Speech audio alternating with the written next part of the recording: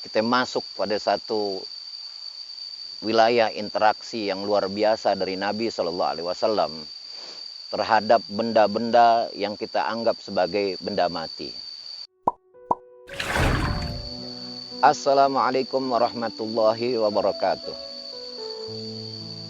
Alhamdulillah, salatu wassalamu ala rasulillah, wa la hawla wa la quwata illa billah, amma ba'du. Rabbi syrah li sadri wa yassir li amri wahlul 'uqdatam min lisani yafqahu qawli yafqahu qawli yafqahu qawli. Ahlan wa sahlan wa marhaban di channel bersama Nabi Muhammad sallallahu alaihi wasallam yang membahas keseharian Nabi Muhammad sallallahu alaihi wasallam yang kelihatannya ringan padahal dia berat. Kenapa? Karena yang membincangkannya adalah Amsori Al-Fakir, hamba Allah yang lemah, hamba Allah yang kagetan. Barusan aja ada capung lewat Al-Fakir sampai begini. Al-Fakir hanya hamba Allah yang lemah. Al-Fakir seperti cangkir plastik yang berusaha mewadai cairan emas panas yang berharga. Al-Fakir bisa bocor, bisa bolong, penyok, dan meletot. Oleh karena itu, kalau ada kesalahan karena kelemahan Al-Fakir, Al-Fakir mohon dibukakan pintu maaf yang sebesar-besarnya. Mohon doa sebanyak-banyaknya buat Al-Fakir. Dan bagi yang ingin kritik atau saran, silahkan, tapi jangan galak-galak. Karena prinsip kita adalah doa ukumun nasih ahabbu ilayya min intiqadikumul jarih. Doa saudara-saudara yang tulus buat Al-Fakir, lebih Al-Fakir cintai ketimbang kritik yang membuat hati Al-Fakir menjadi berduka lara. Saudara-saudara yang dirahmati oleh Allah Subhanahu wa taala, sesuai dengan background kita pada hari ini, Al-Fakir berada di gunung. Maka Al-Fakir juga ingin berbicara tentang gunung. Tapi ini gunung bukan sembarang gunung. Al-Fakir ingin berbicara tentang gunung yang bergembira, tentang gunung yang bersuka hati, yang menyatakan kecintaannya dan cintanya juga diterima oleh pihak yang dia menyatakan cinta kepadanya. Gunung apaan tuh? Kalau kita naikin gunung kembar. Woi, tak mesum. Gunung yang paling gembira, paling hebat, paling mantep Uhud kali ya. Kenapa itu? Ya, beliau kalau kata guru-guru udah ada di surga deh. Itu katanya. Gunung yang girang, bukan cuma gunungnya yang girang, kita juga girang. Gunungnya Gunung Rahmah. Apa itu Gunung Rahman?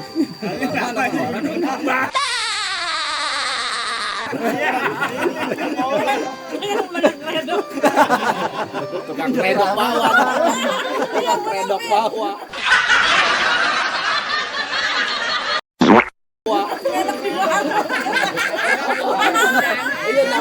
Maksudnya Jabal Rahmah, bro. Gitu.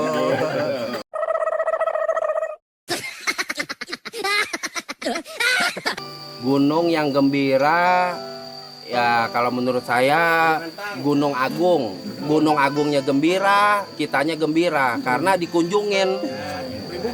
Beli buku. Aneh bingung.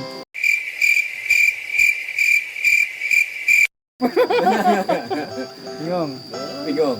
Bingung pas nih. Pas. Nah, buat gunung yang bikin gunung gembira, kita naikin gunungnya. Gunung yang ini kali, gunung yang banyak pohon yang nggak gundul. Kan dia jadi adem tuh. Selamat mungkin jadi dia seneng.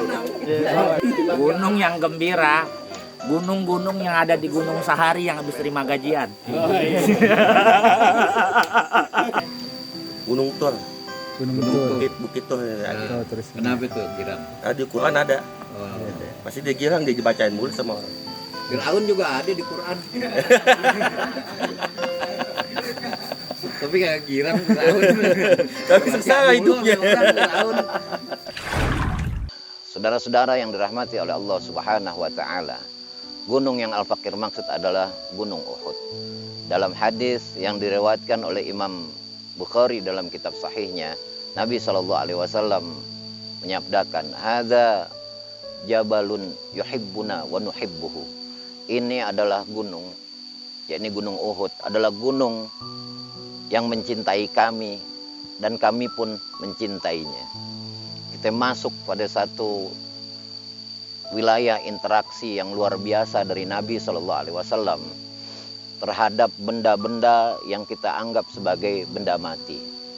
Nabi Shallallahu Alaihi Wasallam mengatakan bahwa Gunung Uhud adalah gunung yang beliau mencintainya, dan Gunung Uhud pun cinta kepada Nabi Muhammad Shallallahu Alaihi Wasallam. Bagaimana penjelasan rincinya?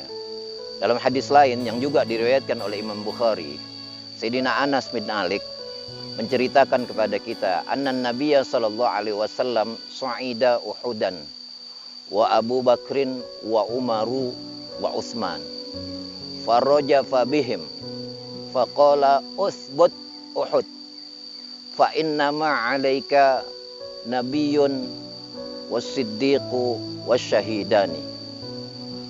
Diceritakan kata Sayyidina Anas bin Malik, satu hari Nabi SAW naik ke Gunung Uhud bersama Sayyidina Abu Bakar, Sayyidina Umar dan Sayyidina Utsman ibnu Affan. Maka ketika itu bergetar saudara-saudara yang namanya Gunung Uhud.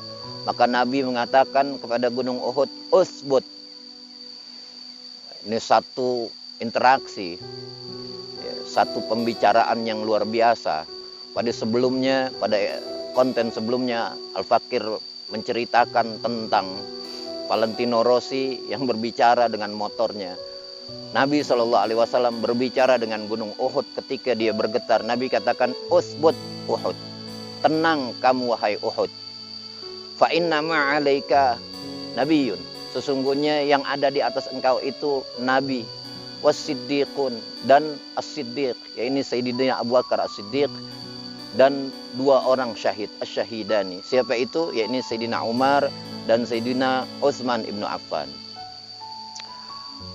Saudara-saudara yang dirahmati oleh Allah Subhanahu wa taala, Al-Imam Muhammad bin Abdul Hadi, pengarang kitab Hasyiatus Sanadi ala Sahihil Bukhari, menjelaskan mengenai perkataan Nabi, usbut Uhud, tenang wahai kamu Uhud. Hikmahnya, annahu lama rajafa bihim arada nabiyyu sallallahu alaihi wasallam ayyubayyina anna hadhihi rajfah laysat min jinsi rajfatil jabali biqaumi Musa lamma harful kalim. Bahwa goyangnya Uhud ketika dia bergoyang ingin menjelaskan Nabi SAW kepada orang yang hadir di situ, kepada Sayyidina Abu Bakar, Sayyidina Umar, dan Sayyidina Utsman. Ingin beliau menjelaskan, nggak usah takut. Ini bukan goncangan kemurkaan seperti murkanya Gunung Tursina kepada kaumnya Nabi Musa alaihi salam. Wa anna tilka rajfatu ghadabin. Kalau yang ento bergoyangnya Bukit Tursina itu rajfatu ghadab.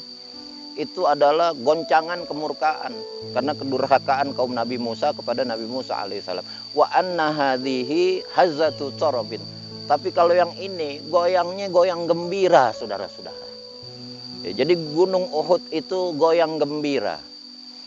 Kenapa? Karena yang berada di atasnya adalah Nabi Muhammad SAW, kemudian Sayyidina Abu Bakar as-Siddiq, dan yang kedua berikutnya adalah dua orang mati syahid, dua orang yang akan mati syahid, yaitu Sayyidina Utsman ibnu Affan dan Sayyidina Umar ibnu Al-Khattab. Oleh karena itu Gunung Uhud bergembira. Tapi gembiranya gunung dengan cara bergoncang begitu tentu membuat orang takut. Oleh karena itu Nabi mengatakan, usbut ya Uhud, tenang aja wahai Uhud, gelirangnya biasa-biasa aja, nggak usah pakai goyang-goyang begitu. Kasihan nanti orang yang berada di atasnya yang bukan Nabi, Sayyidina Abu Bakar dan lain sebagainya akan salah sangka bahwa ini dikira adalah goyangan kemurkaan. Tidak, saudara-saudara, ini adalah goyangan kebahagiaan dan goyangan asyik dari dua makhluk yang berbeda dimensi kemakhlukannya, antara gunung dan manusia-manusia yang paling mulia yang pernah ada dalam catatan sejarah. Saudara-saudara yang dirahmati oleh Allah Subhanahu wa taala, Al-Imam Abu Zakaria Yahya bin Syaraf An-Nawawi Ad-Dimashqi dalam kitab Syarah Muslim menjelaskan salah satu aspek daripada peristiwa ini. Kata beliau, wa fihi jawazus sana'i 'alal insani fil wajhi idza lam yakhaf alaihi fitnatu i'jabin wa nahwihi. Hadis ini menjelaskan bolehnya orang memuji kepada orang lain di depan mukanya. Dipuji di depan muka orangnya, langsung di depan orangnya, tapi dengan syarat apabila tidak ada takut terjadi fitnah i'jab. Fitnah bikin orang menjadi mangkak. Apa bahasanya mangkak tuh? Mangkak bahasa Betawi ya. Fitnah itu artinya bikin orang jadi bangga dengan dirinya sendiri. Ya, sehingga dia menjadi tidak terkontrol. Karena sering dipuji, dia jadi tidak terkontrol. Bangga dengan dirinya sendiri. Kalau ada orang yang kayak begitu, gak usah dipuji. Kalau perlu orang yang semacam itu dikritik. Tapi kalau orang ini aman dari fitnah karena sebab dipuji, maka dia dipujilah. Maka hukum memuji orang itu, kata Imam Nawawi, ya, yakhtalifu bihasabil ahwali wal ashkhas. Ya, hukum memuji di depan orang itu, di depan orangnya langsung, itu sifatnya tergantung pada kondisi, keadaan dan kejiwaan si orang yang kita puji tersebut. Wa amman nahyu anil madhi fil wajhi, adapun larangan, ada hadis yang menjelaskan larangan ya, untuk memuji orang di depannya, itu fahuwa fi haqqi man yukhafu alaihi al fitnah. Adapun larangan tentang memuji orang di depan mukanya itu berlaku untuk orang yang memang kita takutkan terjadi pada dirinya fitnah. Karena kesenangan orang terhadap pujian itu melebihi kesenangannya terhadap uang. Kalau kita diberi uang palsu, kita akan marah-marah. Tapi kalau kita diberi pujian palsu, kita akan senang. Walaupun pujian itu tidak sesuai dengan apa yang terjadi atau ada pada diri kita. Jadi pelajaran di sini, Nabi SAW berinteraksi dengan makhluk hidup yang ada di sekitar beliau. Walaupun ketika itu terbuka di hadapan beliau futuhatul ghaib, terbuka pintu-pintu kegaiban.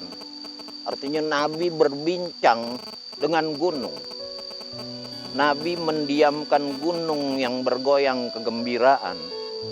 Tapi bersamaan dengan itu Nabi tidak melupakan bahwa beliau itu berada di alam syahadah, alam nyata. Bahwa beliau tidak hidup pada dimensi mukasyafah atau terbukanya pintu-pintu kegaiban saja.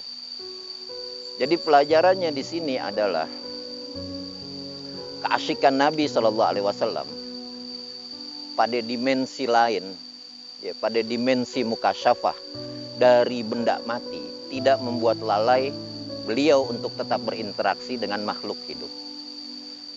Tidak ada benda hidup yang bermukasyafah buat kita. Semua benda mati ya mati. Tapi kita terkadang ketika kita sedang asik berinteraksi dengan benda-benda mati, kita lupa untuk berinteraksi dengan makhluk hidup yang ada di sekitar kita.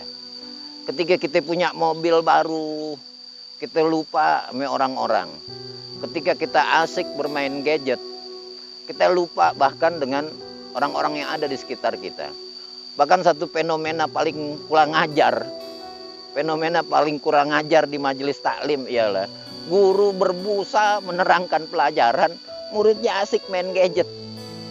Gurunya difoto-foto, di-share-share, pelajarannya kagak dengerin. Saudara-saudara yang dirahmati oleh Allah Subhanahu wa taala, berinteraksilah dengan benda-benda mati secara proporsional, tapi jangan sampai karena saudara-saudara sibuk dengan benda-benda mati ini, saudara jadi lupa dengan makhluk hidup yang ada di sekitar saudara. Hiduplah secara wajar. Saudara boleh eksis di dunia maya, tapi dunia nyata, inilah dunia kita yang sesungguhnya. Ini pelajaran kita pada hari ini, mudah-mudahan bermanfaat. Jangan lupa like, share, comment, and subscribe.